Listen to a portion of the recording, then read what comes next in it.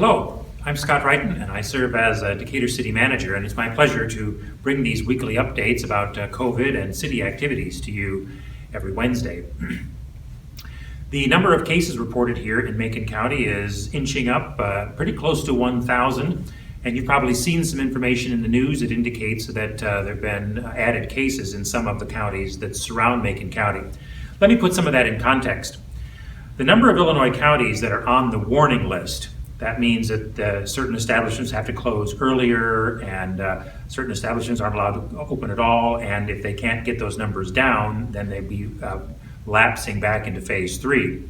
The number of counties that are on that warning list just since last week has increased from 20 to 30 Illinois counties, and it includes 3 counties that physically adjoin Macon County.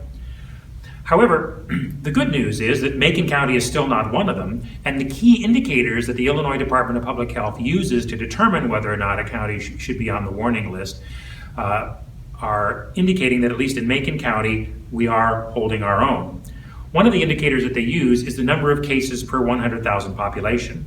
And that number, while still too high in Macon County, has gone down from about 125 per 100,000 to 76.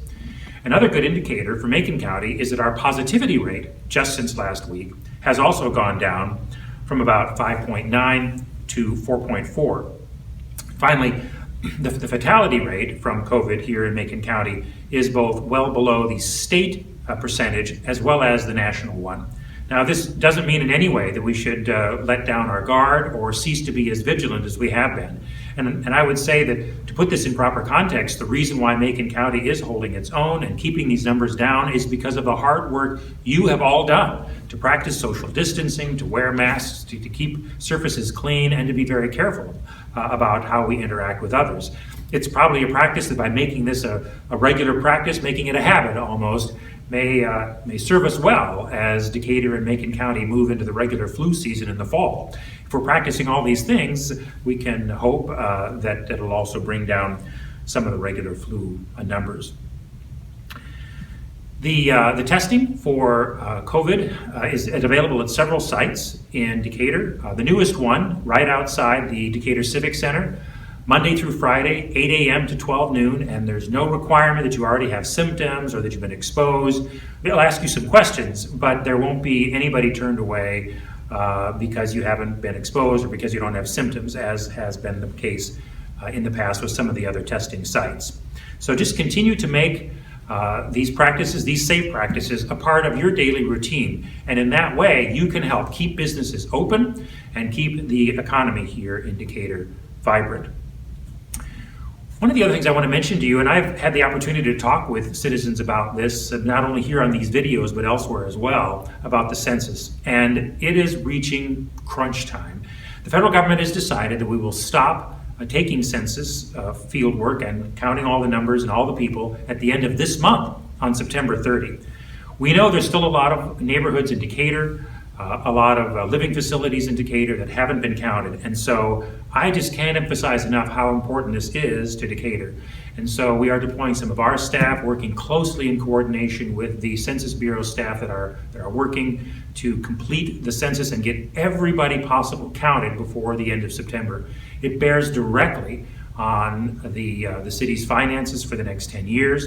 And it affects county government, it affects many of the social service agencies here in Decatur that receive their funding, mostly from state and federal government, on a basis of the number of people certified living in Decatur and in Macon County through the census. So you can do your part by making sure that you're counted in the census.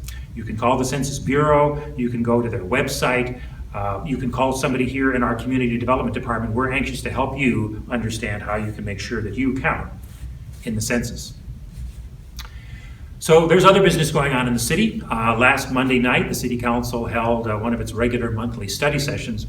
One of the key topics of discussion there was a project that has been going on, at least in the planning stages here in Decatur, for many years. And that is a grade separation project, really a new interchange, really, at the corner of Brush College Road and Ferries Parkway over on the east side of the city. This project may be close to a $50 million project by the time that it's all completed. That means it'll bring a significant amount of construction jobs and economic activity to our community during the approximately 2 years that that project will be under construction.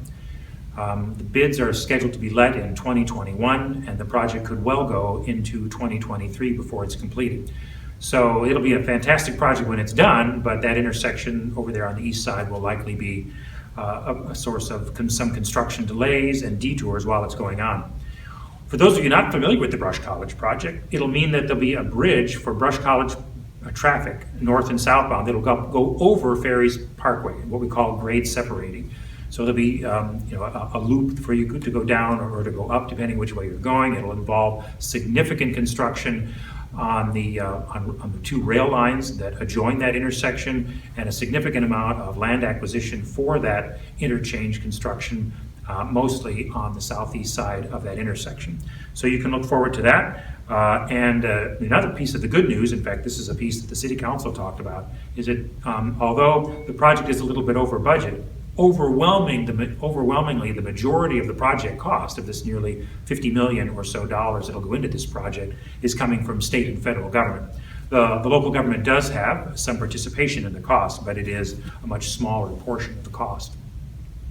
Of course, we all know that our community has sadly been the subject of some needless shootings that have gone on in some of our neighborhoods.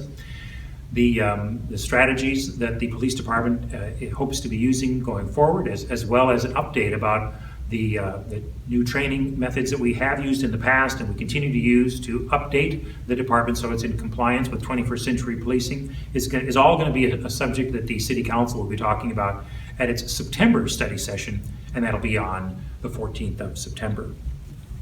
I'm pleased, as I'm sure that you are, that here in Decatur, people agitating for social justice have done so almost universally in a peaceful way. And that's important because we've certainly watched other cities that have been torn apart by intentional divisiveness, some of it more about politics than seeking justice. So I'm pleased that there have been many forums and many groups that have come up and to talk about how we can do better in social justice. We've had many of those conversations, and we will have many more. All of them, like I've said before, intended to help all of us make Decatur better. And thank you for your participation in that. I look forward to talking to you again next week.